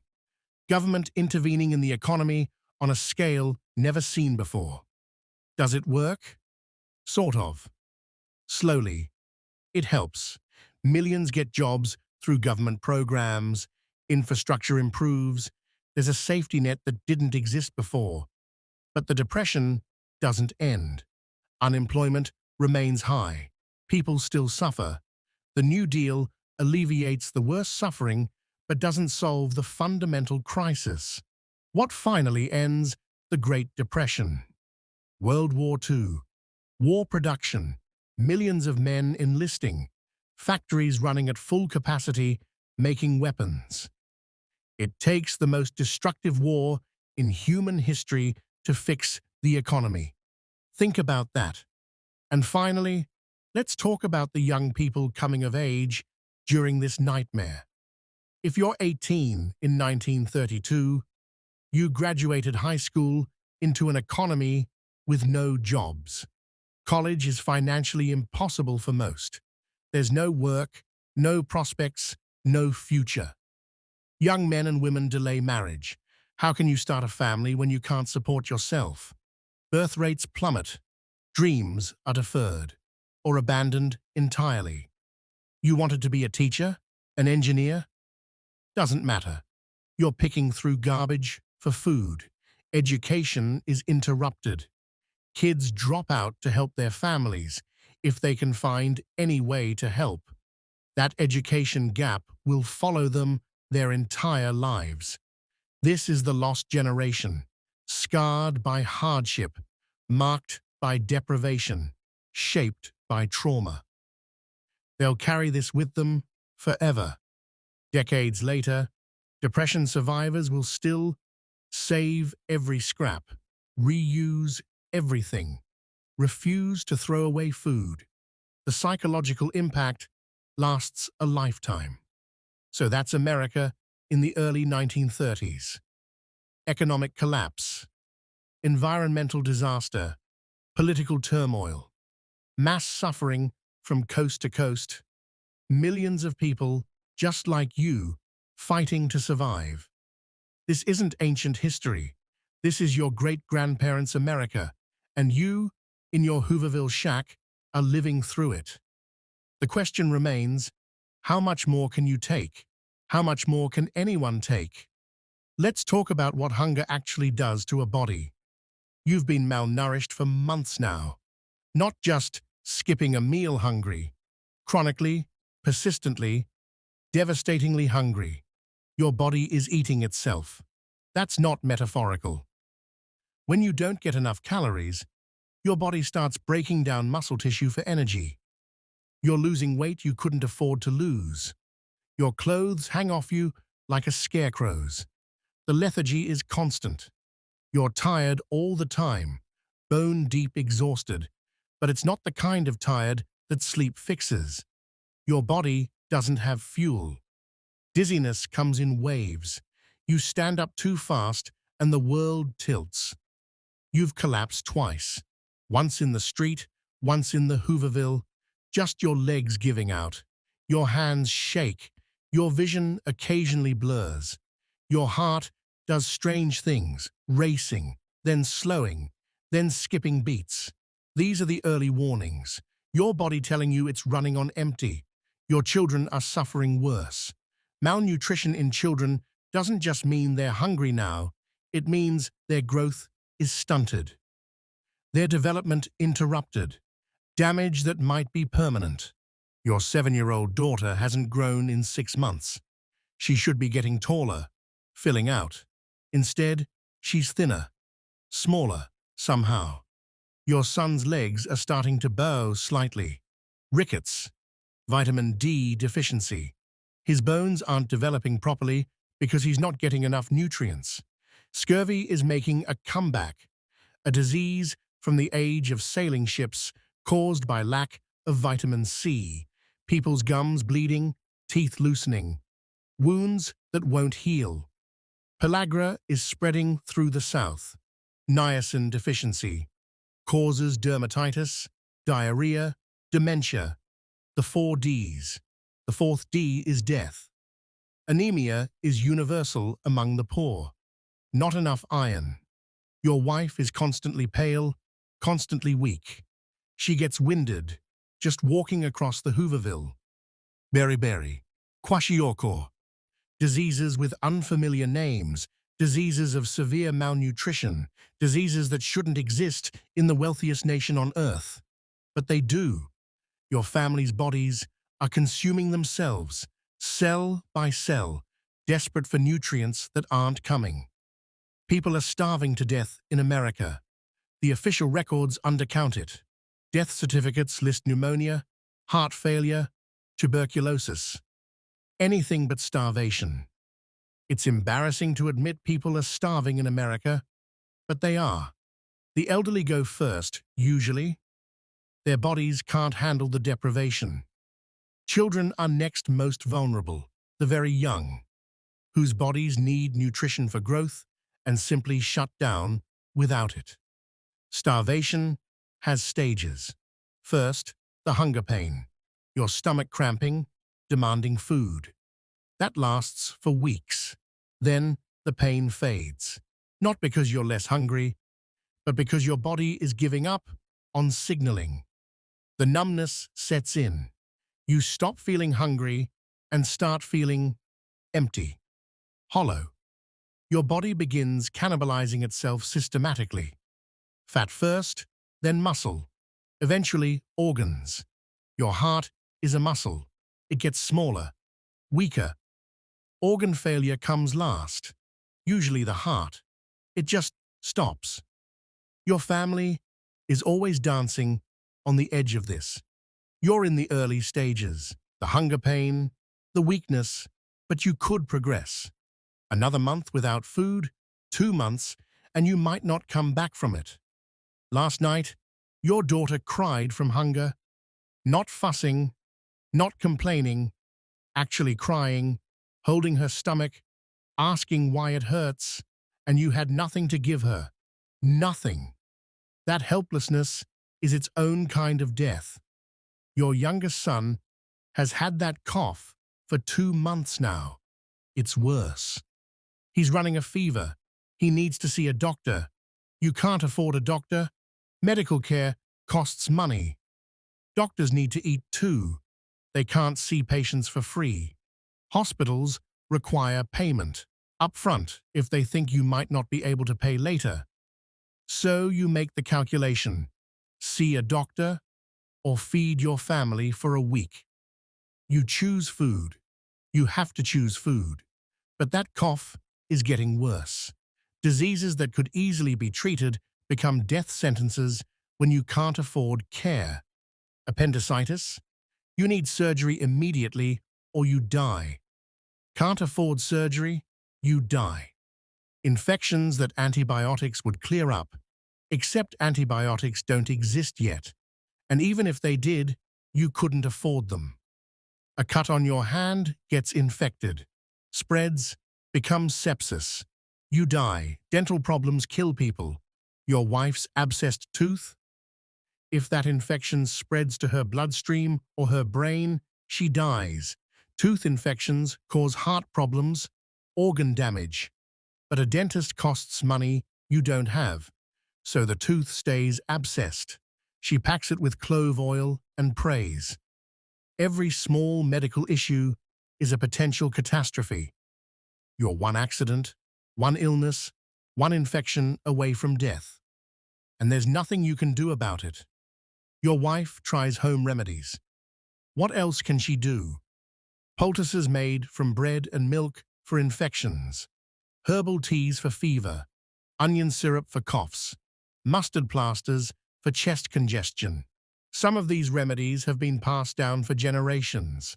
Some actually help, in small ways. Most are just something to do, some action to take when you're helpless. Prayer.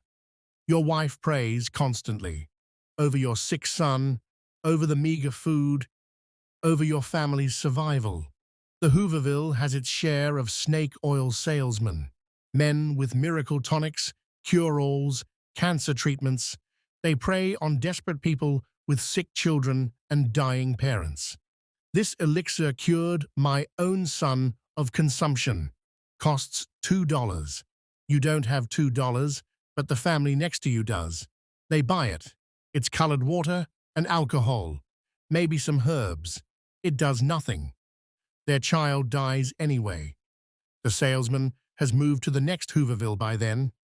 Your wife heard about a woman 3 rows over who can heal with laying on of hands. Faith healing. You don't believe in it, but your wife is desperate. She takes your coughing son to see the woman. The woman prays over him, puts her hands on his chest, promises he'll be healed. He's not healed, but what else is there to try? Let's talk about the other kind of depression, the psychological kind. During the Great Depression, depression is epidemic. The weight of failure, of hopelessness, of watching your family suffer while being unable to help, it breaks people. There are no mental health services for people like you. Psychiatrists exist, but they're for the wealthy. For everyone else, you just endure. Or you don't. Suicide rates climb sharply, middle-aged men especially, the ones who were providers, whose entire identity was wrapped up in supporting their families.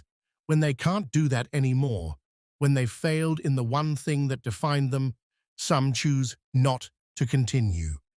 You found a neighbor 2 weeks ago, hanged himself in his shack. He'd left a note for his wife.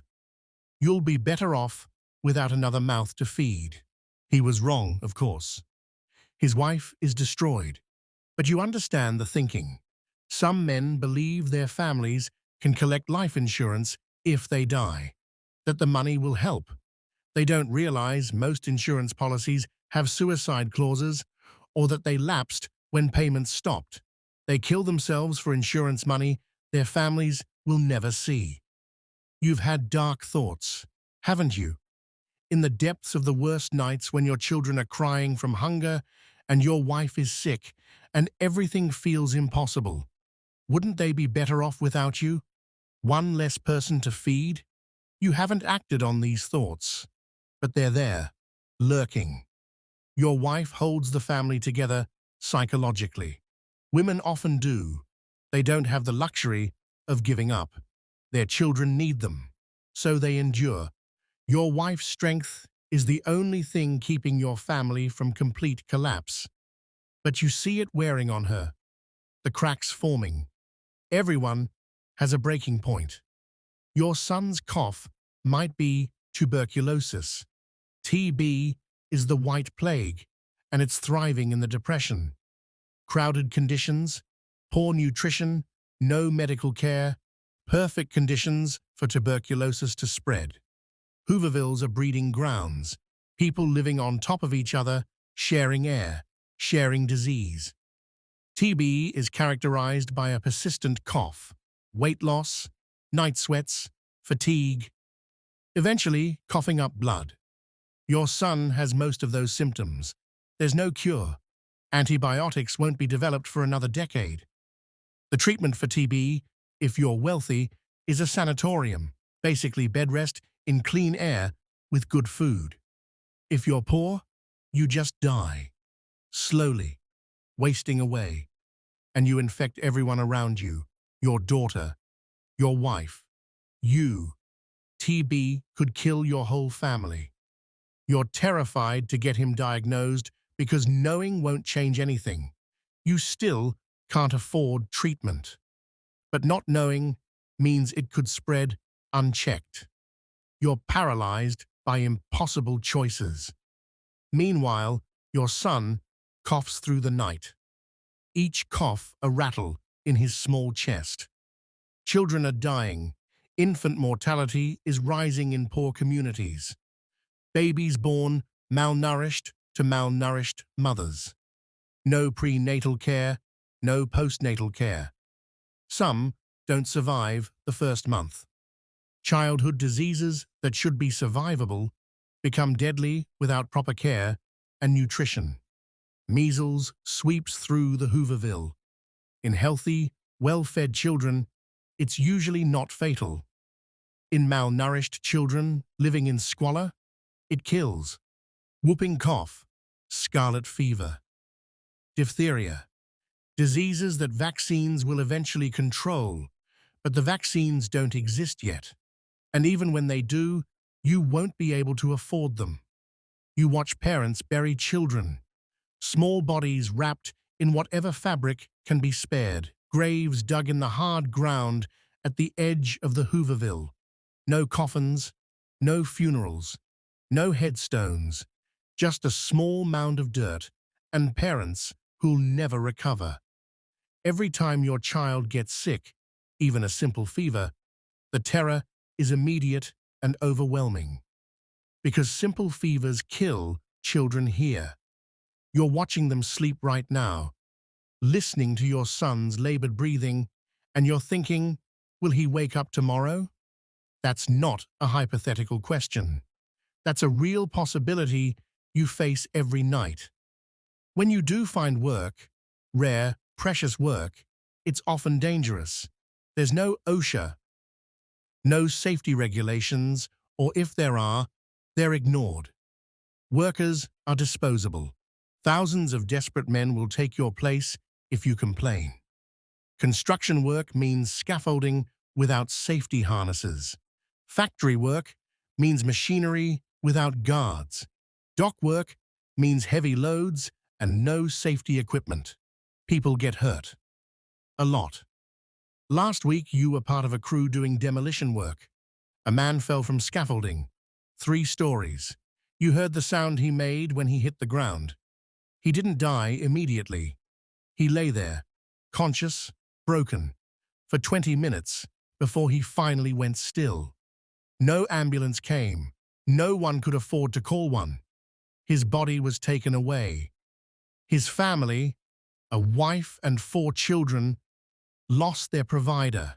No workers' compensation. No death benefits. Nothing. They'll be evicted within the month. You're taking these dangerous jobs because you need the money, but every day you work, you risk becoming that man, leaving your family with even less than they have now. Your wife is pregnant. You didn't plan this. Birth control is expensive and not widely available. Catholic teaching opposes it. You couldn't afford it anyway. She's maybe 3 months along. She hasn't told you yet, but you've noticed. The morning sickness she's trying to hide. Her exhaustion beyond normal exhaustion. A baby. She's malnourished. There's no prenatal care.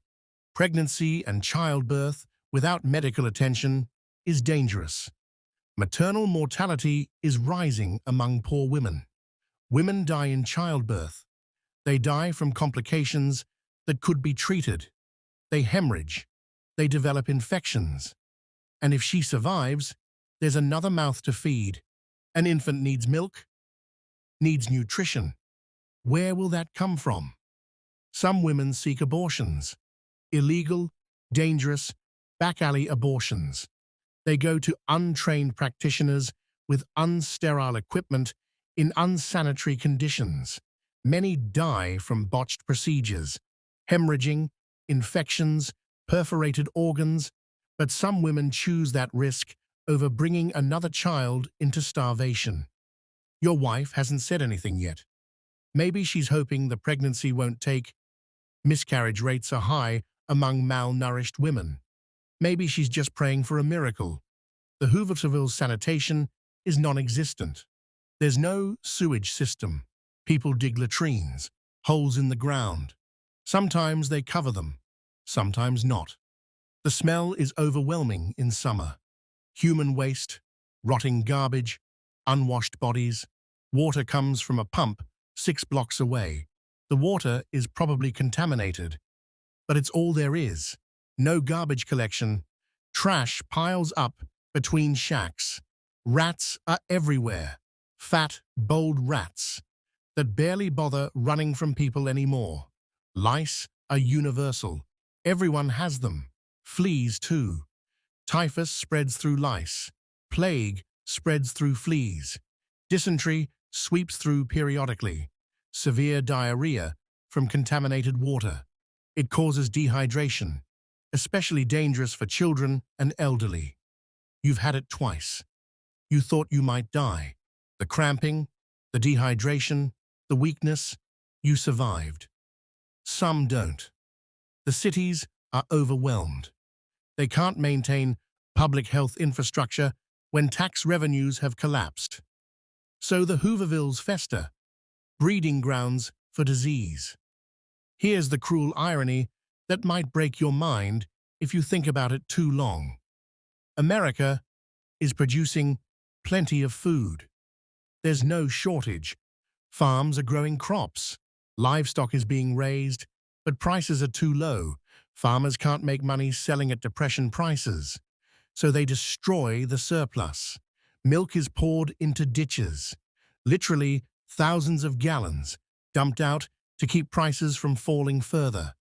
Pigs are slaughtered and buried in mass graves, not butchered for food, killed and buried to reduce supply. Crops are plowed under or burned. Wheat, corn, produce destroyed. Your children are starving. Your family is competing with rats for garbage, and farmers are destroying food to maintain prices. The economic system has chosen profit over feeding people. There is food. It exists. but the market mechanism prevents it from reaching those who need it. You stand in a bread line for watery soup, while somewhere a farmer is burning crops he can't sell. The system is broken. Not just economically, morally. Your son coughs again. A wet, rattling cough. Your wife checks his forehead. Still feverish. You have no medicine, no doctor, no ability to help him beyond keeping him warm and praying. This is your reality. This is what the Great Depression looks like from the inside. Not statistics, not history, bodies breaking down, children dying, families disintegrating under the weight of suffering. And you, powerless to stop any of it. How much more can you endure? How much more exists to endure? You're about to find out.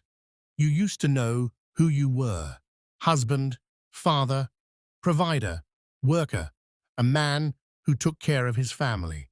That identity is gone now, and without it, you're not sure what's left. In 1932, a man's worth is measured by his ability to provide. That's not just social expectation, it's your entire sense of self. You were raised with this. Your father modeled it. Society reinforces it constantly. A real man works. A real man supports his family. A real man doesn't accept handouts. And now, you can't find work. You can't support your family. You're living in a shack made of garbage, watching your children starve. By the standards you were raised with, you're not a man. You're a failure. The emasculation of unemployment is profound and devastating. It's not just about money, though that's crushing enough. It's about purpose, identity, dignity. You wake up each day with nowhere to go. Looking for work was meaningful for the first month, maybe the second. But after 6 months of rejection, the phrase becomes hollow. You're not looking for work. You're wandering. Killing time. Pretending you have purpose when you don't. And here's what makes it worse. Your wife found work. 3 days a week, she cleans houses for a wealthy family across town. She scrubs their floors, washes their dishes, does their laundry. She comes home exhausted, her hands raw from lye soap. She makes $2 a week. $2. It's the only income your family has. Your wife is supporting the family while you sit in the Hooverville useless.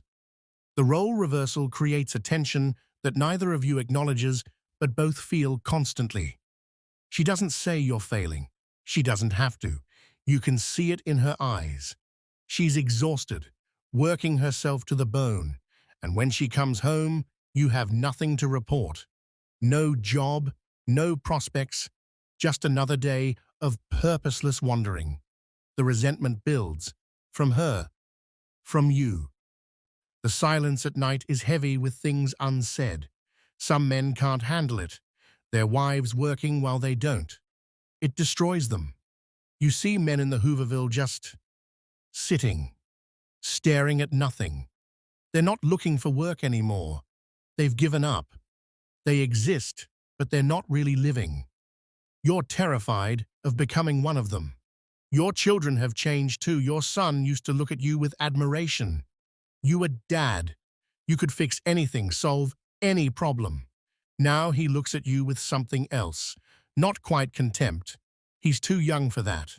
But disappointment, confusion. Why can't you just get a job? He asked last week. He's 8.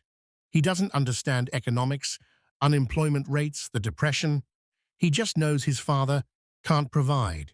Your daughter has stopped asking you for things. She used to ask for a dime for candy, for a new ribbon, for small treats. She doesn't ask anymore. She's learned you'll say no. Learned you're powerless to give her anything. The respect children naturally have for parents erodes when they watch those parents rendered helpless.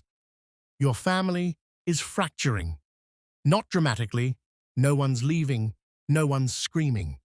But the bonds are weakening. The unit is coming apart at the seams. Domestic violence increases during the Depression. It's underreported. Police don't intervene in family matters, and women have nowhere to go anyway. But the stress, the humiliation, the constant fear and hunger, it explodes into violence in some households. You hear it sometimes at night, shouting from nearby shacks, the sound of fists hitting flesh, children crying. You haven't hit your wife, haven't hit your children, but you've been angry, so angry. Rage at your powerlessness, at the system, at everything. You've punched walls, thrown things. Your wife flinches sometimes when you move too quickly. That flinch breaks your heart. Alcohol abuse rises when people can manage to afford it, drinking away the reality. You understand the appeal. Oblivion sounds better than consciousness. Some families grow closer under the pressure, shared suffering, creating unbreakable bonds. But many break apart. The statistics won't show it. Divorce rates actually drop because divorce costs money. But marriages die even if they don't legally end. You and your wife exist in the same space, but you're not really together anymore. You're two people managing a crisis, not partners sharing a life. The children are working. Your son, 8 years old, found a job shining shoes downtown. He made 7 cents yesterday. He brought it home and gave it to his mother with pride on his face. 7 cents. From an 8-year-old child. Your wife cried when he gave it to her. Child labor laws exist, but enforcement is nearly non-existent. Everyone knows kids are working, selling newspapers, shining shoes, scavenging scrap metal. Families need the income. The law looks the other way. Your daughter, 7, picks through trash with other Hooverville kids, looking for anything sellable. Bottles, rags, metal scraps. This is childhood during the Depression. Not play, not school, not innocence, just survival. Your children are learning lessons you never wanted to teach them. That the world is cruel. That hard work doesn't guarantee success. That adults can't always protect them. They're growing up hard and fast. The psychological damage of watching their parents rendered powerless will stay with them forever. Childhood is being stolen from them, day by day, and you can't stop it. You've been thinking about leaving. Not just leaving the Hooverville, leaving entirely. Becoming a transient, a hobo. Thousands of men are doing it, riding the rails illegally, hopping freight trains from town to town, looking for work that doesn't exist anywhere. There are hobo jungles near railway yards, temporary camps where transient workers gather. They have their own culture, their own code, their own language. Chalk symbols left near houses. This family will give food. This dog bites. This sheriff is hostile. It's a shadow nation of wandering, desperate men, and some women too, though fewer. Teenage boys who left home to ease the burden on their families. Constant movement, never settling. The loneliness of it is crushing. No community, no connections, just endless wandering. And it's dangerous. Men fall from trains, sometimes accidentally, sometimes pushed by railroad police. Bulls, they're called. Railroad security who beat transients, throw them off moving trains. People die on the rails regularly. Bodies found along the tracks, often unidentified, just another casualty of the Depression. You've thought about joining them, going from town to town. Maybe you'd find work somewhere. Maybe you'd send money back. Probably you'd just disappear. Another anonymous transient, dying alone somewhere. Men are abandoning their families. It's happening everywhere. A husband and father walks out one day and never comes back. Sometimes there's a note. You'll be better off without me. Sometimes not. Just gone. Women left alone with children. No income. No support. They end up in even worse situations. Prostitution sometimes. Desperate survival strategies. Children are being abandoned too. Left at churches, on the steps of orphanages, at fire stations. Parents who can't feed their kids, making the agonizing decision to give them up, hoping someone else can provide what they can't. Foundlings, unwanted children. The orphanages are overflowing. You've thought about it. The abandonment. Would your family be better off without you? One less mouth to feed? Your wife makes $2 a week. You contribute nothing. Maybe if you left, there'd be more for the children. The logic is seductive and wrong. But when you're this desperate, this hopeless, the wrong logic starts making sense. You haven't left, not yet. But the thought sits in the back of your mind like a dark promise. You're in a breadline again. Fourth time this week. The shame never quite goes away. You're accepting charity, taking handouts, everything you were raised not to do. The church volunteers who ladle soup are kind enough, but you sense judgment, or maybe you're projecting. There's a distinction being made, usually unspoken. The deserving poor versus the undeserving poor. Deserving. Those who worked hard and fell on bad luck. Widows. Children. The disabled. Undeserving. Those who are lazy, who made bad choices, who could work if they really tried. You're being sized up. Are you really desperate? Or just looking for a free meal? Middle-class people who've fallen into poverty carry extra shame. I never thought I'd be in a breadline. You've heard it. You've thought it. There's a humiliation in the fall, from respectability to destitution. As if poverty is more shameful for you than for someone who was always poor. The man in front of you is wearing a suit as threadbare as yours. He used to be an accountant. He tells you this, unprompted, as if he needs you to know he wasn't always like this. You understand. You need people to know too. I used to work in a factory. I was good at my job. I was reliable. As if the past matters, it doesn't. You're all just hungry now. People need someone to blame. The economy is too abstract, too complicated. But immigrants, they're visible, tangible. Mexicans are taking our jobs. You hear it constantly. It's not true. There aren't jobs to take. But truth doesn't matter when people are desperate. Mexican repatriation is happening.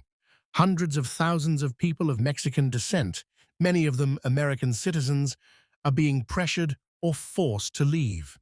Deported. It won't create jobs. It won't fix anything. But it gives people a scapegoat. Jewish communities face increased hostility. Italian immigrants. Anyone other becomes a target. And Black Americans suffer even more than whites. Always last hired, first fired. Black unemployment is higher than white unemployment, which is already catastrophic. Racism intensifies during economic crisis. It always does. You've felt the temptation. The urge to blame someone, anyone. The immigrant family in the Hooverville. The black family competing for the same-day labor jobs. It would be easier if there were a clear villain, a group to hate. But the truth is more complicated and less satisfying. The system failed. The economy collapsed. No one group caused this. But scapegoating is easier than accepting that sometimes terrible things happen and there's no one to blame. You used to believe in things. America, capitalism, the idea that hard work leads to success. God. Those beliefs are eroding. You worked hard your entire life. Where did it get you? A shack made of pallets and tar paper. The prosperity gospel some churches preach. God rewards the faithful with material success. Now seems obscene. Are you poor because you lack faith? Because God is punishing you? God helps those who help themselves. You've heard this your whole life, but you've been helping yourself. You've been trying, it's not working. Some people turn to religion for comfort during the Depression. Church attendance rises in some communities. The promise of heavenly reward when earthly life is hell. Others lose faith entirely. A loving God wouldn't allow this, wouldn't let children starve. You're somewhere in between, not sure what you believe anymore. The question haunts you. What did we do to deserve this? The answer, nothing. This is just how economics and weather patterns aligned, is unsatisfying. Meaningless suffering is harder to accept than purposeful punishment. At least if God is punishing you, there's a reason, a cause, maybe a way to make it stop. Random catastrophe is more terrifying. You're numb now. The first few months, you felt everything intensely. Fear, anger, shame, desperation. But you can't sustain that level of emotion indefinitely. Eventually, the mind protects itself by shutting down. You go through the motions of survival without really feeling anything. Wake up, look for work, get rejected, scavenge for food, go to the breadline, come back to the Hooverville, sleep, repeat. There's no hope in it. But there's no despair either. Just nothing. Emptiness. You look around the Hooverville and see the same dead look in everyone's eyes. Haunted, hollow, people who've been ground down by months or years of unrelenting hardship. The emotions have been worn away, leaving just the mechanical function of staying alive. The numbness protects you from pain, but it also cuts you off from joy, from connection, from anything that makes life worth living. You're not living. You're just not dying. There's a difference. Some people are radicalizing. Communist rallies are drawing crowds. The USSR claims to have no unemployment. Everyone has work. Everyone has food. It's propaganda. But when you're starving, it sounds appealing. Workers of the world, unite. You have nothing to lose but your chains. When you literally have nothing, revolutionary rhetoric resonates. Socialist parties gain membership. Unions organize, sometimes violently. Strikes turn into riots. And on the other side, some Americans are looking at Europe's fascists with interest. Mussolini made the trains run on time, they say. Hitler's rebuilding Germany's economy. Strong leaders, promising simple solutions to complex problems. It's seductive. There's genuine fear that America might collapse, that democracy might give way to communism or fascism, that the whole system might come apart. Protests turn violent. Police crack down. People are beaten, arrested, killed. The stability everyone took for granted is revealing itself as fragile. But there's also this. Your neighbor, Frank, the unofficial mayor of your Hooverville section, shared a potato with your family last night. He had one potato. One. He cut it into pieces and gave half to you. He and his wife will go hungrier so your children can eat a little more. You've seen this over and over. People who have almost nothing sharing with those who have even less. Communities pulling together. Neighbors watching out for each other's children. Sharing resources. Sharing information about where work might be found. The woman 2 shacks over taught your wife how to make soap from lye and fat scraps. Small skills for survival, freely shared. When someone in the Hooverville dies, people contribute pennies for burial. No one has money, but everyone gives what they can. There's a humanity that persists despite everything, maybe because of everything. The kindness of desperate people toward each other is more meaningful than the charity of the comfortable. Your son came home yesterday with a piece of bread another kid gave him. That kid's family has as little as yours, but they shared. These small acts, a shared potato, a piece of bread, knowledge freely given, they mean everything. They're what keeps you human when everything else is trying to reduce you to an animal focused only on survival. You're sitting outside your shack as the sun sets. Your wife is inside, trying to get the children to sleep despite their hunger. You're exhausted. Physically, emotionally, spiritually exhausted. You don't know how much longer you can do this, how much more you can endure. But tomorrow, you'll wake up. You'll go through the motions again. Because what else is there to do? Survival isn't heroic. It's not even a choice, really. It's just what happens when giving up is harder than continuing. So you continue, one day at a time, 1 hour at a time, enduring. Survival during the Depression requires creativity, degradation, and luck. Mostly luck. Let's talk about how people make it through, how you might make it through. Nothing gets wasted. Nothing. Your wife has become an artist at making something from nothing.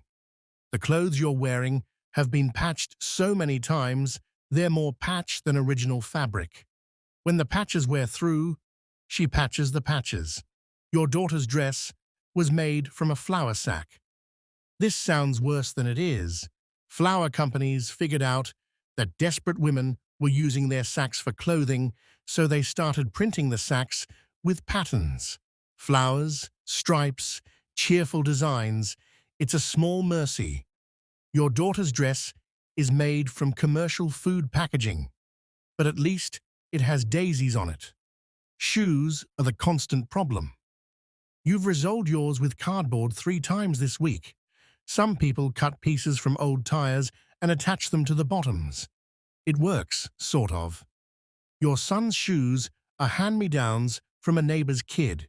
They're too big, stuffed with newspaper to make them fit. He'll wear them until they literally fall apart. Then someone else's kid will get them. The make-do and mend culture is universal. You save string, buttons, scraps of fabric, bent nails get straightened and reused. Glass jars are treasured. Nothing, absolutely nothing, gets thrown away. Your wife's ability to create something from literal garbage is the only reason your family has clothes at all. Food is stretched beyond any reasonable limit. Your wife has learned Depression-era recipes from other Hooverville women. Water pie, it's exactly what it sounds like. Flour, water, a tiny bit of sugar if you have it, baked into something approximating pie. It's not good, but it's calories.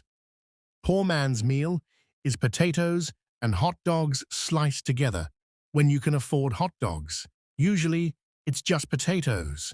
Boiled, mashed, fried if you have any fat. Dandelion salad from weeds picked in the park. Surprisingly nutritious. Tastes like bitter grass, but it's free. When your wife manages to get a chicken, a rare, precious event, that chicken feeds the family for a week. The meat first, then soup from the bones, then the bones boiled again for a thinner soup, then the bones crushed and fed to the Hooverville dogs because even bone scraps have value. Stale bread soaked in milk if you have milk. Usually it's soaked in water with a pinch of sugar. Foraging becomes a survival skill. Wild greens, berries, nuts when you can find them. Some Hooverville men fish in the river. Others set snares for rabbits. Every available patch of dirt has something growing in it. Tomatoes, beans, potatoes, urban gardens in the strangest places, between buildings, in vacant lots, along railroad tracks. The harvest is guarded carefully. People will steal vegetables. You can't blame them.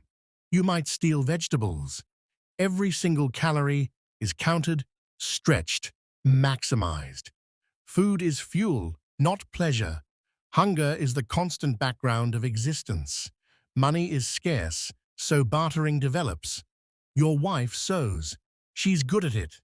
She repairs clothes for other families in exchange for food, for information about work, for small favors. You fixed a leaking roof for the family 3 shacks over. They gave you half a loaf of bread, labor for food, skills for goods. An informal economy operates in the Hooverville and in poor neighborhoods everywhere. The man who used to be a plumber trades repairs for meals. The woman who knows herbs trades remedies for childcare. Everyone has something, even if it's just the ability to do physical work. And everyone needs something. These barter networks are how communities survive when the cash economy has collapsed. Money might be worthless or unavailable, but a patched coat or a fixed pot has immediate value. Community cooperation isn't idealism, it's survival strategy. Eventually, not immediately, not nearly fast enough, but eventually, the government tries to help. The Civilian Conservation Corps, the CCCC, it hires young men aged 18 to 25 for conservation work. Your son is only 8, but in a decade, this program might save him. Young men live in camps, plant trees, build parks, fight erosion. They make $30 a month, 25 of it sent directly home to their families. It's not much, but for families with no income at all, $25 a month is survival. The Works Progress Administration, the WPA. This one you might qualify for. The WPA hires unemployed men to build infrastructure, roads, bridges, schools, post offices, federal projects, creating federal jobs. It pays actual wages, not great wages, but real money for real work. The dignity of work, that's almost as valuable as the paycheck. Not charity, not handouts, employment. But the competition is fierce. Thousands of men applying for every position. You need connections, luck, persistence. You've been trying to get a WPA job for 2 months, filling out applications, standing in lines, waiting for your name to be called. And then, miraculously, it happens. Your name is called, you're hired. WPA construction project, building a school on the east side of town. $12 a week. $12. It's less than you made at the factory before the Depression. A lot less. But it's $12 more than you have now. You start Monday. 6 days a week, 8 hours a day. Manual labor. Digging, hauling, building. You'll take it. You'd take anything. When you tell your wife, she cries. Not the quiet, despairing tears you've seen too often. These are relief. Overwhelming, shaking relief. $12 a week won't end your problems. You're still living in a Hooverville. Your children are still malnourished. Your son still has that cough. But it's enough to eat. Enough to maybe save up and rent a room somewhere. Enough to stop the free fall. The WPA job doesn't fix everything, but it stops you from dying. And right now, that's enough. In the meantime, before the job starts, you're still relying on soup kitchens. Churches run most of them. Some are organized by charities. Ironically, Al Capone, the Chicago mobster, ran one of the most famous soup kitchens. A murderous criminal feeding the poor, while the government struggled to respond. The line stretches for blocks. You've been standing for 2 hours. Your feet ache. Your stomach is empty. The shame has dulled to a background hum. You're too hungry to care much anymore. When you finally reach the front, a tired woman ladles thin soup into a tin cup. Another hands you a chunk of bread. A third pours weak coffee. The soup is mostly water and vegetables, maybe some beans. The bread is stale. The coffee tastes like it's been boiled and reboiled. But it's hot. It's food. It's free. You eat it standing there, too hungry to wait. The soup warms your stomach. The bread sits heavy and satisfying. You get back in line. If you wait another 2 hours, they'll give you a second serving. You can bring that home to your family. So, you wait. Sometimes help comes from unexpected places. The union your factory used to have, they haven't forgotten their members. They organize food drives, collect money, distribute it to unemployed workers. It's not much, but a bag of groceries appears at your shack, donated by people who are struggling themselves, but not quite as badly. Immigrant communities support their own. The Italian families in the Hooverville pool resources. The Polish church collects donations. The Jewish Mutual Aid Society helps their members. Your salvation comes from your wife's church. The congregation is poor, everyone's poor, but they organize. Every family contributes something tiny. Together, it adds up.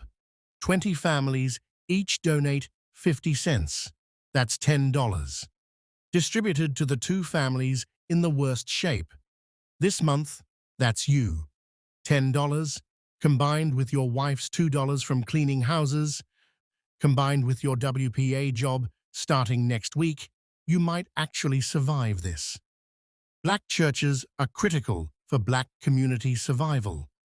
The government programs often discriminate. The charities sometimes turn away Black families. The church is all they have. Communities saving each other, not because of government policy or charitable obligation, just because people refuse to watch their neighbors die. Not everyone survives legally. Theft increases. People stealing food, coal, clothing. What else can they do? Bootlegging was profitable until Prohibition ended in 1933. Some criminals made fortunes while families starved. You face the moral calculation. Do you steal bread to feed your child? The answer should be no. Stealing is wrong. You're a good person, but your daughter is crying from hunger. You steal coal from the rail yard. Just a few pieces fallen from the train cars. Technically theft, technically illegal. The guilt gnaws at you. You were raised better than this, but your family needs heat. Winter is coming. The cold keeps you from freezing. Good person versus desperate parent. The lines blur. You tell yourself, it's necessary. It is necessary. That doesn't make it feel better. Some people go further. Armed robbery, burglary, real crimes with real victims. You understand it. You don't judge as harshly as you would have 2 years ago. Desperation erodes morality, not because people become bad, but because the choices become impossible. Some people chase rumors of work by migrating. Word spreads that there's harvest work in California, dam construction projects in the West, railroad work somewhere.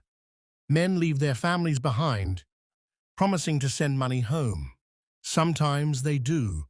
Often they arrive to find the job was a rumor, an exaggeration, or already filled. Entire families load into trucks and migrate, following hope across the country. Usually they find the same poverty in a new location, but at least they tried. At least they moved instead of waiting to die. You've thought about it, packing up and leaving, heading to California like the Okies. But your wife just found work here, and you just got the WPA job, so you stay. Maybe that's luck. Maybe you're making a mistake. You'll never know. So here you are. Day 7. You made it through the week. Barely. It wasn't strength. It wasn't virtue. It wasn't because you tried harder than the people who didn't make it. It was luck. Luck that your wife found cleaning work. Luck that your WPA application got approved. Luck that the church donated money. Luck that your children got sick but didn't die. Luck. Random, meaningless luck. You're still in the Hooverville, still hungry, still terrified about the future. But you survived. Your children are alive. Your wife is alive. You're alive. Tomorrow, the WPA job starts. $12 a week. A chance to maybe, claw your way back from the edge. But tomorrow also means doing this all over again. The struggle, the fear, the grinding exhaustion of poverty. Survival isn't a victory. It's just not losing yet. The week is over, and the depression grinds on. So, you survived the week. 7 days. You lost your job, your apartment, your savings. You watched your family evicted, ended up in a Hooverville made of scrap and desperation. Your children went hungry. Your wife worked herself raw for $2. You found a WPA job that might, maybe, keep you alive a little longer. Your family is intact. That's something. But they're traumatized. You're traumatized. Your daughter's eyes are too old. Your son's body is too thin. Your wife looks at you differently now. And you don't recognize yourself anymore. 1 week felt like years. And here's the thing.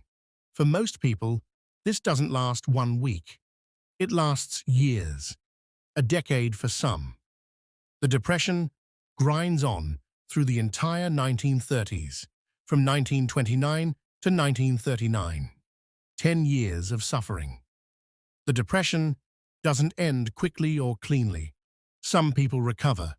They find stable work, rebuild savings, eventually move out of the Hoovervilles into real housing. Many don't. They stay poor, stay broken, never regain what they lost. The psychological scars last generations. If your grandparents or great-grandparents lived through the Depression, you probably saw the effects. They never quite trusted banks again, did they? Even with FDIC insurance, even with assurances, there was always that wariness. They never threw anything away.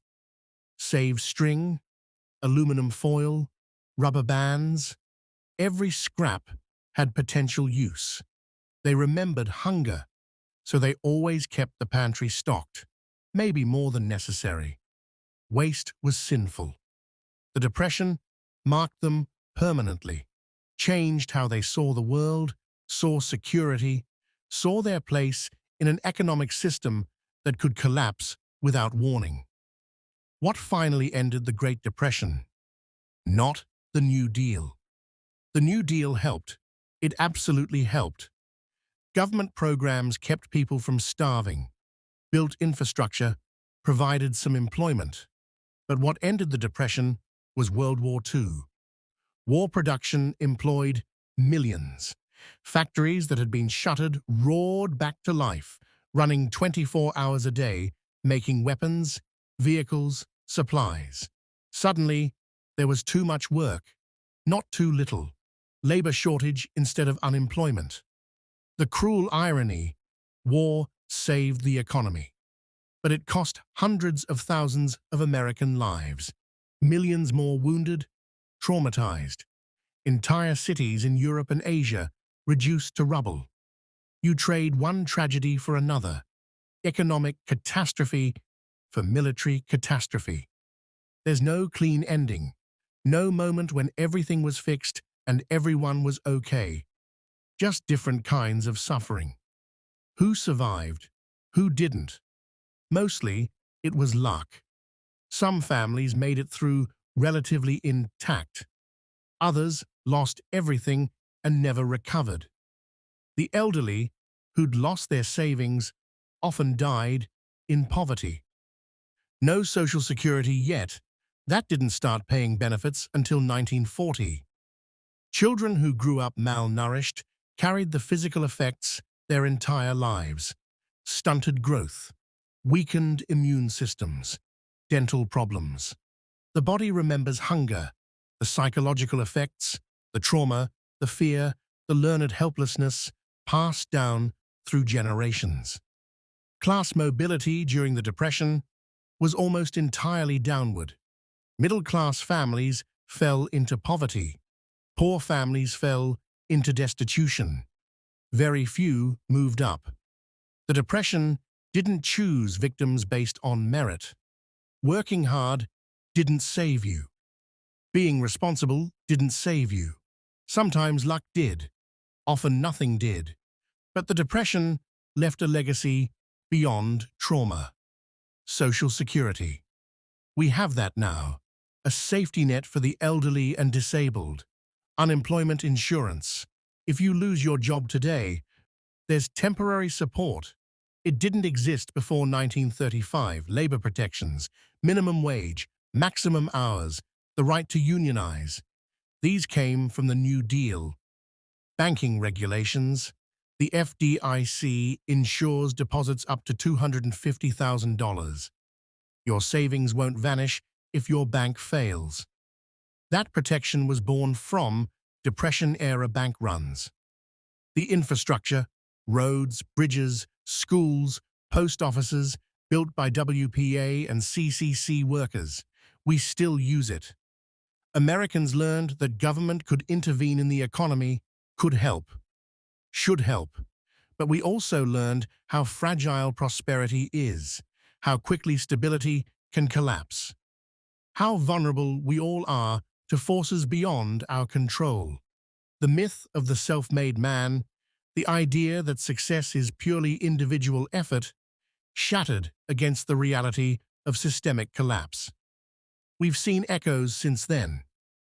The 2008 financial crisis had some parallels: housing market collapse, banking failures, unemployment spiking. But it didn't become another Great Depression, partly because we had those safety nets. Unemployment insurance, FDIC, government intervention. The 2020 pandemic brought sudden, massive unemployment. But stimulus payments, enhanced unemployment benefits, eviction moratoriums, these didn't exist in 1932. We're not immune to economic disaster. Homelessness exists, poverty exists, people still suffer. But we have protections our great-grandparents didn't. Imperfect protections. Inadequate sometimes, but something. Could it happen again? Another Great Depression? Maybe. Economic systems can still fail. We're not invulnerable, but we're better protected than they were. The safety nets built from Depression-era suffering give us cushions they didn't have. When you roll over tonight in your bed, your comfortable bed, in your heated home, with food in your kitchen and money in your bank account, feel grateful. Not in a toxic positivity way. Your struggles are real. Your problems matter. But you're not in a Hooverville. Your children aren't starving. You have unemployment insurance if you lose your job. You have Social Security waiting when you're old. Thank the New Deal for that. Thank the people who suffered through the Depression and demanded their government do better. Thank the unions who fought for labor protections. Thank the regulations that stabilize banking. The stability we semi-take for granted was built on the suffering of millions. You wouldn't have lasted a week in the Great Depression, not because you're weak, not because you lack character or work ethic, but because the Depression was impossible. It broke strong people, destroyed stable families, killed children and elderly, through no fault of their own. Economic systems failed catastrophically, and human beings suffered the consequences. The randomness of it, who survived and who didn't, who kept their job and who lost everything, is almost the cruelest part. It wasn't fair. It wasn't just. It just was. Imagine lying in your cardboard shack right now. The Hooverville quiet, except for distant coughing, a baby crying, someone's muffled argument. Your children sleep fitfully beside you, their small bodies too thin. Your wife is awake, you can tell by her breathing, maybe crying quietly. You think, 1 week down, how many more? The answer is, you don't know. Could be years, but you're not really there. You're reading this from comfort and safety. The Depression is history. Those Hoovervilles are gone. The people who suffered through it are mostly gone too. But the lessons remain. Prosperity is fragile. Economic systems can fail. Suffering can be random and widespread and devastating. And also, communities can support each other. Government can help. Humans are resilient, even when breaking. The Depression happened. It was real. It was horrible. And it's over. Let that settle over you as you drift towards sleep. Gratitude for the time you live in. Respect for those who endured what you couldn't. The Great Depression. You wouldn't have lasted a week, but millions did. Somehow, they survived. Rest now. We've survived the Depression together. When you wake, you'll be in your own time.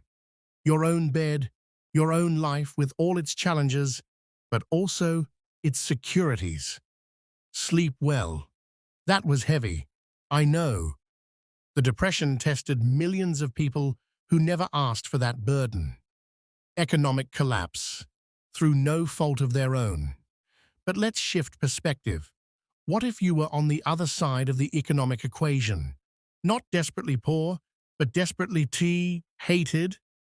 We're leaving 1930s America and traveling back 2,000 years to the Roman Empire, where money flowed differently, power operated differently, and one profession was universally despised. Tax collector. In ancient Rome, being a tax collector meant wealth. It also meant danger, corruption, moral compromise, and a lifespan that could end very, very suddenly. From the poorest of the poor in Depression America to the richest of the reviled in ancient Rome. Let's see if you'd survive that either. But first, let your mind settle. The Depression is behind us. Rome can wait. For now, just rest.